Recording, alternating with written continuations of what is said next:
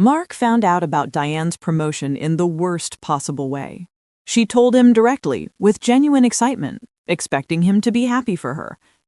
She was 27. He'd trained her 3 years ago, and now she'd be 2 levels above him. "That's amazing," Mark heard himself say, his smile tight enough to crack teeth. "You deserve it." What he thought was, "I have a system. I document everything. My processes run flawlessly. Where's my promotion?" But here's what Mark didn't know yet. He'd been building the world's most beautiful cage, and he was about to lock himself inside it. Mark had been an operations manager for 6 years.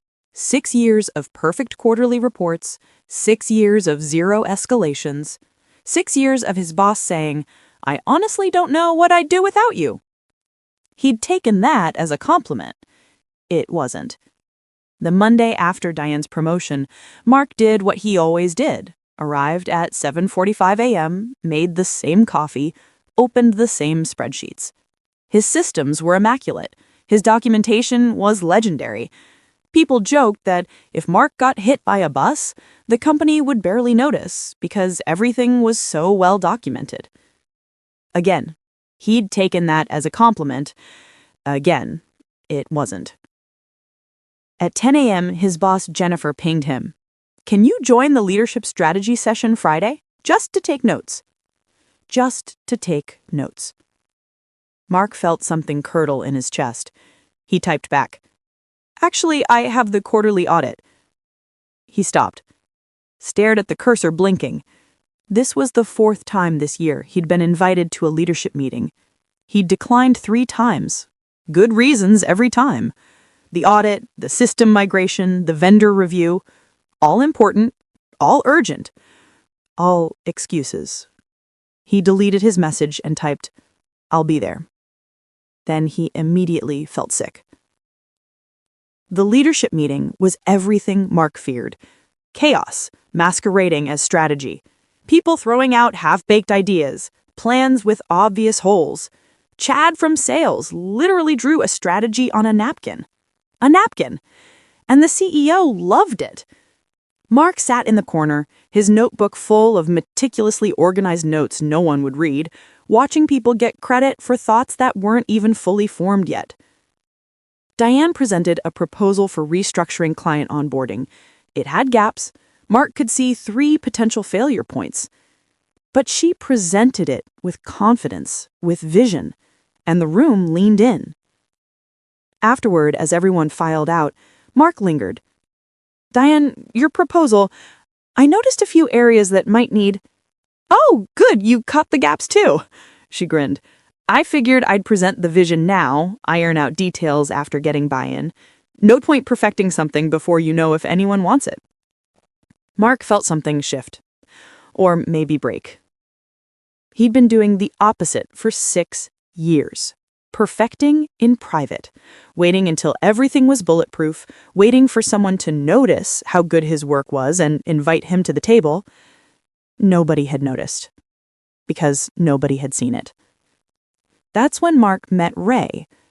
Ray was the night security guard who came on at 10 p.m. Mark had started staying late more often, not because he had work, but because going home to his immaculate apartment meant confronting how immaculate and empty his career felt. "You're here late again," Ray said, settling into his desk with a thermos. "Big project," Mark lied. Nodded. "What kind of project?" Mark opened his mouth to give the standard professional deflection. Instead, something honest spilled out. "The kind where I do excellent work that nobody sees because I'm too scared to show it before it's perfect, which means I never show it, which means I'm invisible, which means—" "Sorry, long day." Ray poured coffee from his thermos. "You ever see the maintenance guys working on the building infrastructure?" Mark blinked at the non sequitur. "Sure." "You notice them?" "Not really." "Exactly," Ray smiled. "Infrastructure's only visible when it breaks. Long as everything runs smooth, nobody notices. Nobody rewards it either. Infrastructure keeps things running. Leaders, They build new things, even if those new things are messy. Mark stared at his perfect spreadsheets. He'd been infrastructure for 6 years. The crisis came 3 weeks later. The company landed its biggest client in 5 years, a Fortune 500 looking to consolidate vendors. Jennifer called an emergency meeting. We need someone to lead the implementation. It's complex, it's high visibility, and frankly, it's risky. The timeline's aggressive and the client's demanding. Mark's heart hammered. This was it. His chance. Jennifer continued. I'm thinking we assign it to Diane. She's got momentum and... I'll do it. The words escaped before Mark's brain approved them. The room went quiet. Jennifer blinked. Mark, you sure? Your plate's already full with the audit. The audit's documented. Anyone can follow my process. The irony wasn't lost on him. I'll delegate it. I want this. Jennifer studied him for a long moment. Okay, it's yours. Mark felt simultaneously exhilarated and terrified, mostly terrified. Week 1 was a disaster. Mark did what he always did, started building the perfect implementation plan. Comprehensive, thorough, bulletproof. Week 2, the client asked for a progress update. Mark panicked. His plan was only 60% complete. He requested more time. The client's response was icy. Your competitor showed us their preliminary approach in 3 days. Should we reconsider? Mark worked 70 hours the next week. His plan was now 85% complete. Still not perfect, still not ready. Jennifer found him at midnight in the conference room, surrounded by printouts, eyes red-shot. Show me what you have, she said. It's not done. Mark, show me. He showed her, waiting for criticism, for confirmation that it wasn't good enough. Instead, she said, This is brilliant. Why haven't you shared it? Because it's not finished. There are gaps in the vendor coordination and the risk mitigation section needs. They need to see your thinking now. They need to trust we have a vision. We can refine it together. What if they see the gaps? Her voice was gentle. Mark, they're going to see gaps in any plan. That's why we iterate. That's why we collaborate. Perfection isn't the goal. Progress is. Mark sent the incomplete plan at 2 a.m. It felt like standing naked in front of the world. The client responded at 8 a.m. This is exactly the strategic thinking we hoped for.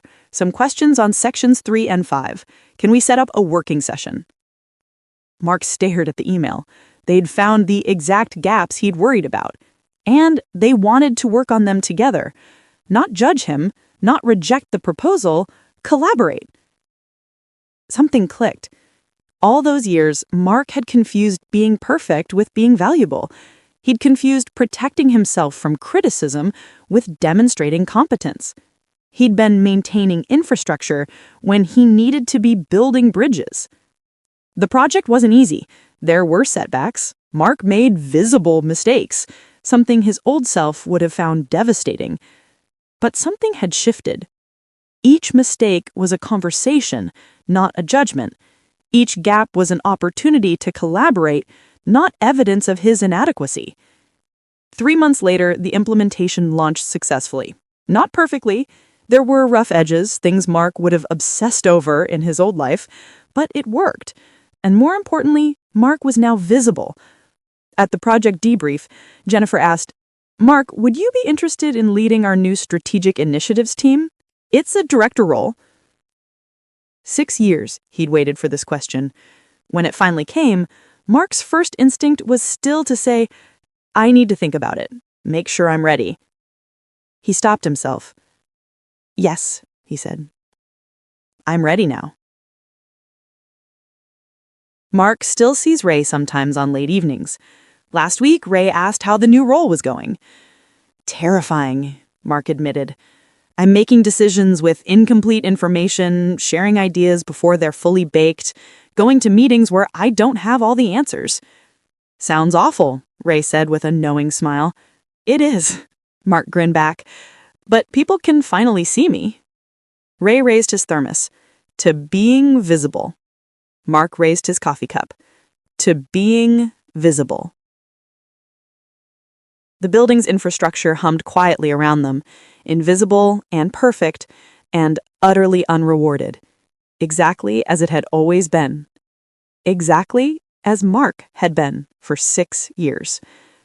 But not anymore.